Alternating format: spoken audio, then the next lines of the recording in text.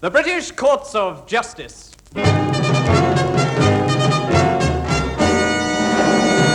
Today in the criminal courts, the case of the Crown against Dermot Stavaker came to an end.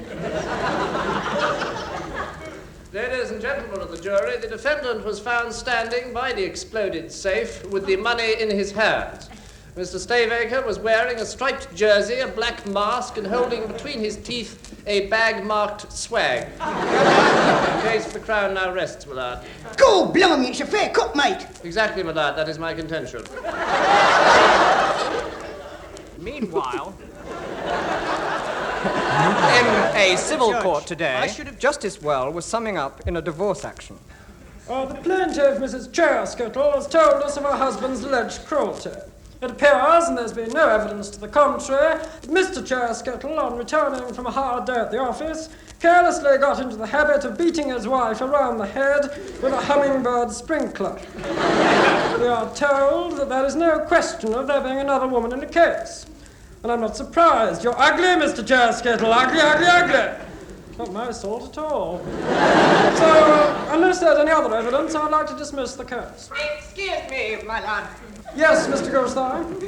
There is one further piece of evidence. Yes? The defendant is in the habit of forcing, I'm sorry, I'll read that again, upon my client. I'm sorry, I'll read that again. Is that some sort of medieval torture machine used to extract groans of pain from the victim? So it has been described, my lord. And so, my lord, I would like to submit as Exhibit A the alleged wireless program. I'm sorry, I'll read that again. Certainly, Mr. Goldstein.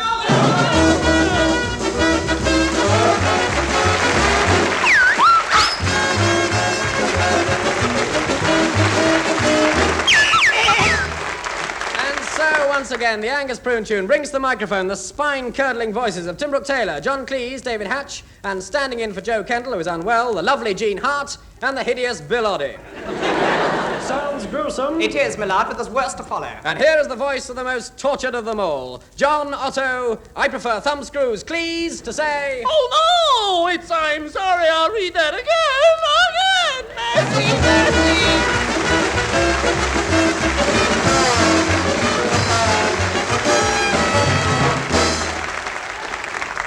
During the summer, many nasty foreigners, welcome visitors to our shores, enjoy what we have to offer.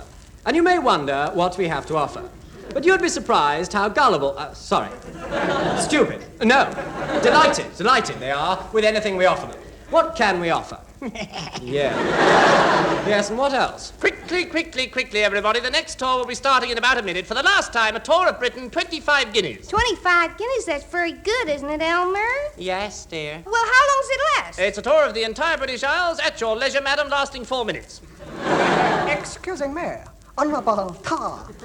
Only last 4 minutes. What shall we see? All inclusive. Scotland, Wales, Oxford and Cambridge, Shakespeare Country, Windsor Castle and swinging London. Hurry up! Lucky I brought my Japanese high-speed camera. Right. Off we go. And here we are. But we haven't moved, have we, Elmer? No, dear. Here we are on the very spot where Drake finished his game of bowls before the Armada arrived. Well, isn't that something? And here Shakespeare first had his idea for writing the play Boadicea. But Shakespeare, he never wrote a play called Boadicea. Exactly. A few seconds later, he realized it was a very bad idea. And decided to drown his sorrows in our next item on our tour, which is a genuine English pub. Oh, look, dear, it's called the Windsor Castle. And is also our visit to Windsor Castle. And here's a glass of scotch for all of you on the counter. Drink it quick. You are now in Scotland. And note the man behind the bar is wearing a skirt, or as the Scots call it, a kilt. What do you mean, a man behind a bar? I'll smash your face in. Shh, Doris, I'll explain it all later. Now to Ireland, and where better to see the Irish in their own surroundings than in the public bar. Evening, Paddy. I say, are they all called Paddy? Oh, yes, see, here we have Paddy Whack, Paddy Field, and Paddy Your Nose. Oh, and over there is Paddy the Puff. Paddy the Puff? I don't get it. Neither does he. That's why he's called Paddy the Puff.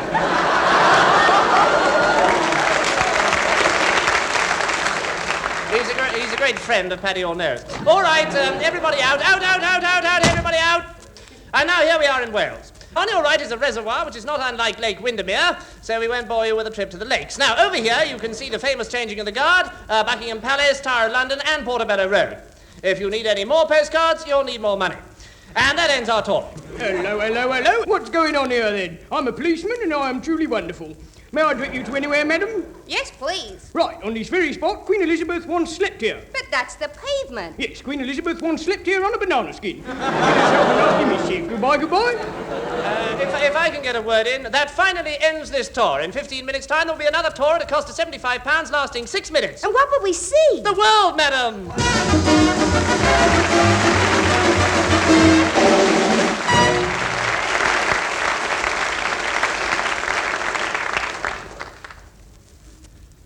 Darling. Yes. Darling, there's something I want to ask you. Heaven knows I've wanted to ask it for long enough now, but... Oh, with everything, you know what I mean. What I'm trying to say is... Will you marry me, Susan? I mean, Mary. John! Oh, John, I never expected this. I know, but... Oh, Mary, I have a lovely little house in the country with roses and a garden and a boat on the river. And when we're married, you can come out and visit me every other weekend. And look, I brought you a ring. Oh, it's very unusual. Here, let me put it on. No, better still, you wear it. It squirts ink. But, John, you know I can't get engaged. Why not? I'm already married. What? What? Who are you married to? You, dear. When did we get married? Yesterday. Oh, yes, I forgot. You forgot? I should never have said I do. I should have listened to Mother. Why? She was in the middle of a very funny joke. And as for our honeymoon, Blackpool. But lots of people have a honeymoon in Blackpool. Yes, but they usually stay overnight. And I wouldn't have minded so much if you'd come with me. I had things to do. What things? I had to feed my moles. Moles! Nasty, evil little creatures. No, they're not. They're kind and thoughtful and very faithful. What would happen if a burglar broke in? You'd be thankful for the moles then. Why? Well, in the darkness, he might mistake them for policemen. I'd think that there were lots of very small policemen crawling around on all fours. That's why I'm training them to say, hello, hello, what's all this then? John, moles can't speak. Ah, but the burglar wouldn't know that. Burglars don't know anything. Burglars are ignorant and silly and stupid. How do you know? Well, anyone that could mistake a mole for a very small policeman must be stupid. John, I wouldn't mind a few moles around the house. It's just that there are so many of them. We've got wall-to-wall moles in all the rooms and the cupboards are full of them. And how do you expect me to sleep in a bed full of moles? Very badly. And another thing. Who's that fat lady sitting on the stairs? That's big fat Nelly. Well, why is she there? What, it's cheaper than buying a stair carpet. John! I can't stand it much longer. I can't go on living in this awful place full of fat women and moles and water buffalo. Water buffalo? Yes! A wedding present from your mother, remember? Oh, yes. 19 of them. I can't get into the bathroom for them. And they sit there all day splashing about, and I have to keep running around to bring them clean towels. It's no good, John. I can't stand it. I just can't stand it. Mary, I've been a fool. I thought this was what you wanted. Of course, I see now that I was wrong. Dreadfully wrong. Let me take you away from all this, away to some far-off place. Canada, perhaps. I've always wanted to see Canada. Somewhere where we can start afresh, where we can begin life anew. Together. Oh, John, do you really mean it? Of course I do. Then let's go now, straight away. Yes, darling, we'll leave at once. Just as soon as I pack my moles. Nelly, get the buffaloes. We're moving.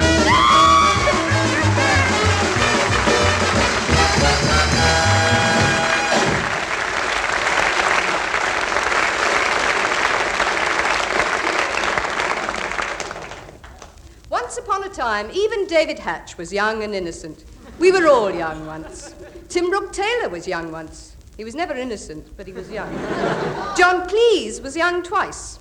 But we all have to grow up, and that's Bill Oddie's particular problem. Nevertheless, before we do, let's just remind ourselves of those carefree years of playpens and harnesses by joining again those 3 talking babies outside the supermarket. Morning, Rupert. Morning, Hugh. You look very smug. What's up? I've been filming. I made a commercial for egg and spaghetti custard. How'd it go? Rotten. I was sacked for puking. Were you paid? Oh, I'm getting royalties, 250 tins of the muck a year. My mother's stupid, you see. She got the same contract with a nappy firm. They'll still be supplying me when I'm 50. Oh, rubber dummies. Here comes Cyril's old bag. Cyril, darling. Mummy will just go and get some goodies for Ding-Dings and then take Cyrily-Willy back to bye-bye. Belty, welty, uppy, wuppy. That woman's got to go. Morning, Cyril. What's the trouble? just bewailing my lost youth. But you're only 1. Yes, but in 49 years I shall be 50. Imagine, I'm nearly 50. Then it's but a step till I'm 103. And then I won't be able to walk. But you can't walk now. Yes, but when I'm old, I won't even be able to crawl along the mantelpiece and be sick in the clock. I don't see why not. My grandfather does. Oh, come on, cheer up. Would you like some milk from my bottle? No, thanks. I'm trying to give it up. I've got 3 chins already. However many will I have when I'm 50? You shouldn't eat so It's much. my only vice. I don't smoke, I don't drink, and I can't.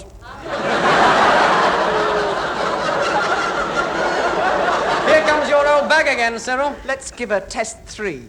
Well, what's the game, children? Can you see a moo cow then? She is so stupid.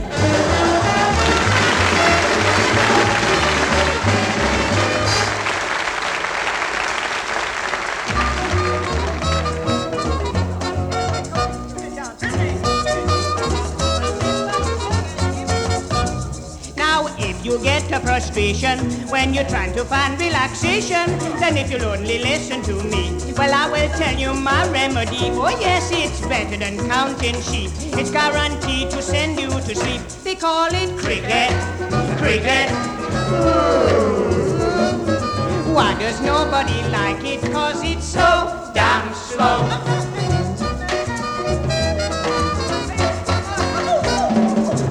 The other day I went to the big game. Well, I was almost glad when the rain came. I sat on the bench and I fell asleep. It was all so quiet I slept for a week.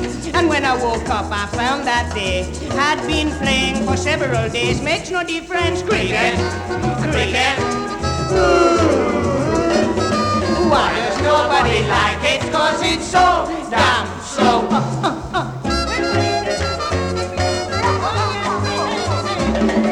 The test match will commence, and the atmosphere is tense.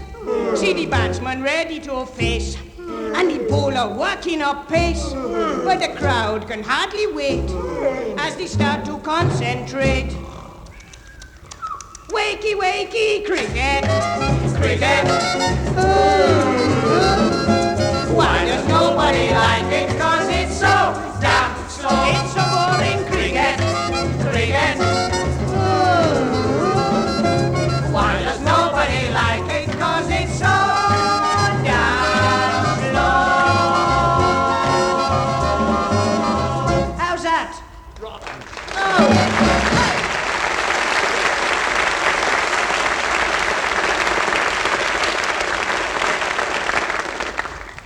We present another in our series of pistol-cracking, finger-snapping, leather-crackling, thigh-slapping looks at life. And tonight we look at the last outpost of the old frontier. The BBC. We present the magnificent 6.5 in a saga starring the lone stranger called Go West, Old Man, or Get Off the Gas Stove, Granny, You're Too Old to Be Riding the Range.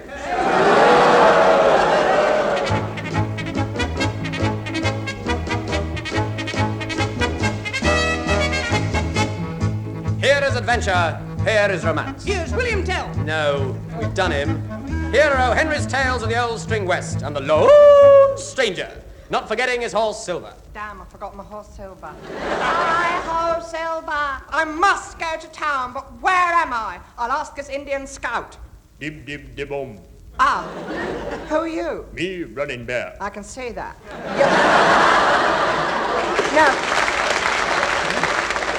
You're an Indian, aren't you? You're very red. So would you be running about like that? Could you direct me to the nearest town? Ah, me tell 'em you take 'em first turning on 'em right. Then heap big journey to town 'em. Why do you keep saying Script badly typed. You're right. Hi-ho, Silver. And so the lone stranger hit the trail Not a trail. and rode off across the desert. The sun was merciless. And after an hour, the lone stranger's horse went lame. As they staggered on wearily, the circling vultures flew down and sat on the cactus.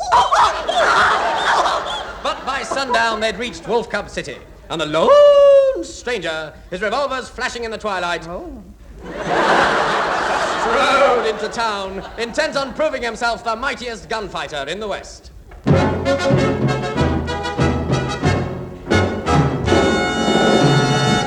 I have 2 bullets, please? Who are you?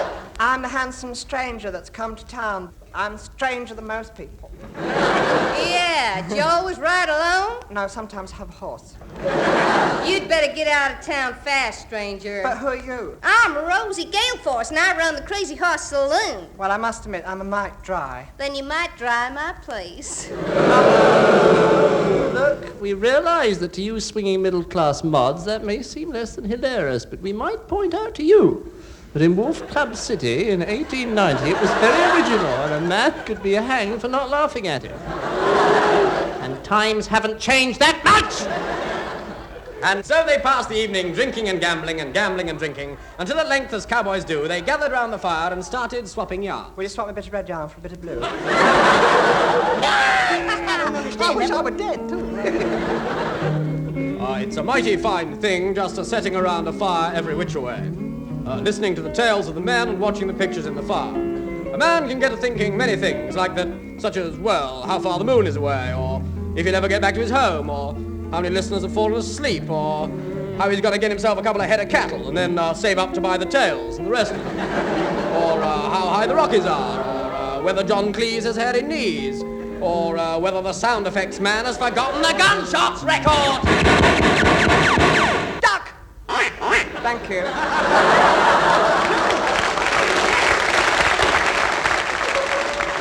Look out! It's the Cleese brothers, 6 feet in the stirrups. Shouldn't they have only 2 feet in the stirrups? Yeah, but there's 3 of them, and they've only got 1 horse. It was the Cleese brothers, led by the Cleese brother himself. He had so many notches on his gun belt, every time he moved, his trousers fell down. Barman, give me a dark ham. Get him high, barman. Give me a glass of milk. Right now. You low-down corn waggle, drop-eared, highfalutin, no-good, switch-eyed, yellow-bellied, liverless critters! Do you know what I am? You're not. No, I'm not.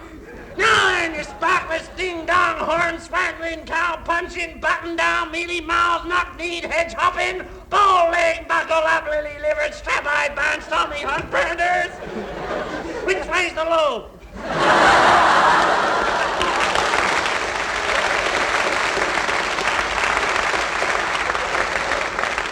That away, Cleese brother. Okay, I'm up to you steer handlers, and I'm a-looking for Marshal Dillon. You're looking for Marshal Dillon? Nope, that's what I might tell you. Oh. I'm actually looking for the lone stranger. But he's... Yes, I know, everyone's told me. Oh. Well, I guess I'll be moseying. After that, I'll go. That night, the lone stranger could not sleep, knowing that the Cleese brother was after him. Oh, I'm so excited. Then...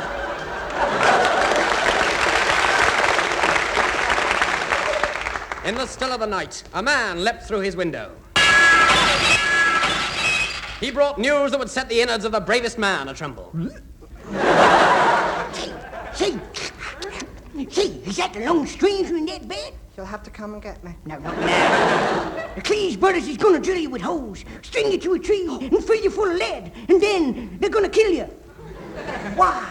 If it ain't old Snakeskin. It ain't old Snakeskin. Oh, Gabby, of course. We had some times together, didn't we, Gabby? Remember the time we were holed out in that burning shack with 50 Sioux Indians hollering and shooting after our scalps? No? And so all night the 2 men stayed talking in the bedroom. By the next morning, the lone stranger fully realized the danger. What will people think? And he had the Cleese brother to worry about, for he knew there was something he had to fight. Cowardice. He reasoned with himself. Fight him. No. Go on, no.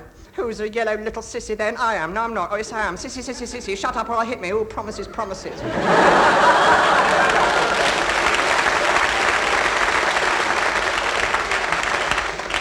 At last, he made up his mind to go to the office of martial law. He stood outside looking at a poster. Wanted men. No previous experience necessary. Marshal, I've got to warn you, there's going to be violence, I'm afraid. In fact, I'm terrified. I'll have to fight the Cleese brother. Well, he wears a card saying $15 on his hat. And you know what that means. There's a price on his head. Is that what you meant? Oh, You didn't mean that. No. Well, for my own safety, lock me up. I can't. You haven't committed a crime. What about the price on his head joke? Fair enough. Wait, what are you? A weak-kneed, yellow-bellied, soft-gutted, flubby-hearted coward? Yes, that's a fair description. Get out and fight like a man. Well, I wouldn't know how. I say this man shouldn't be in Wolf City. He's right. We don't want a whole town broken up by misery and hatred and killing. Has anyone got a rope? You mean... Yeah, let's all have a jolly good skip, and then we'll forget all about What have you done? It's all right. I'm just putting the audience in their place.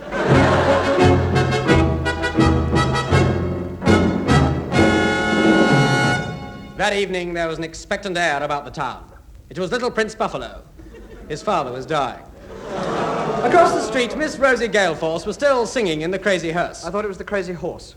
She died the death. But suddenly a gun barked a warning. Look out! It's the Cleese brother. All right, lone stranger. Draw. Queen. Ace. You get the east of town against the wind. Now get moving to the dip.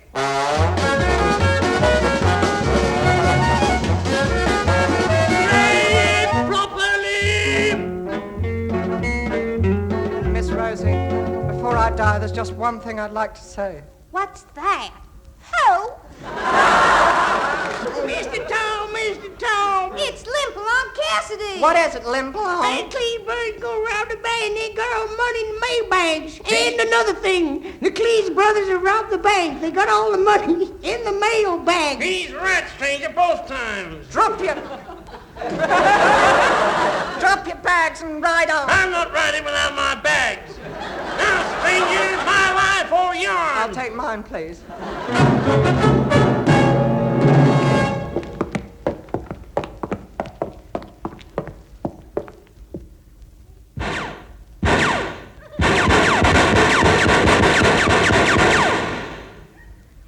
Missed. What do we do now? Toss friends? No, but this time it's for real. Oh, who's been killed? Who's been killed? Tell me, who's been killed? Send your answers on a postcard, please, to this address. Humphrey Barclay, The Lone Stranger Competition, Broadcasting House, Stoke Poges. Anyone for tennis?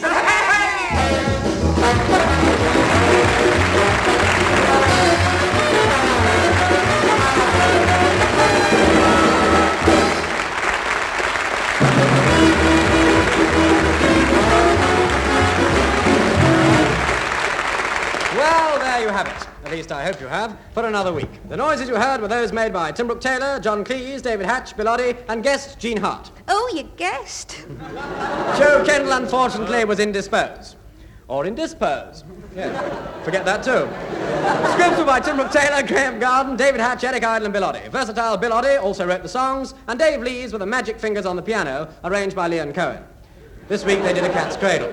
The whole show was produced by HJB. H for Humphrey, J for John, and B for send your answers on a postcard. So, folks, get switched off for another week until twice again you'll hear John Stig Baskerville Cleese say, Oh no, it's the Wonder Show.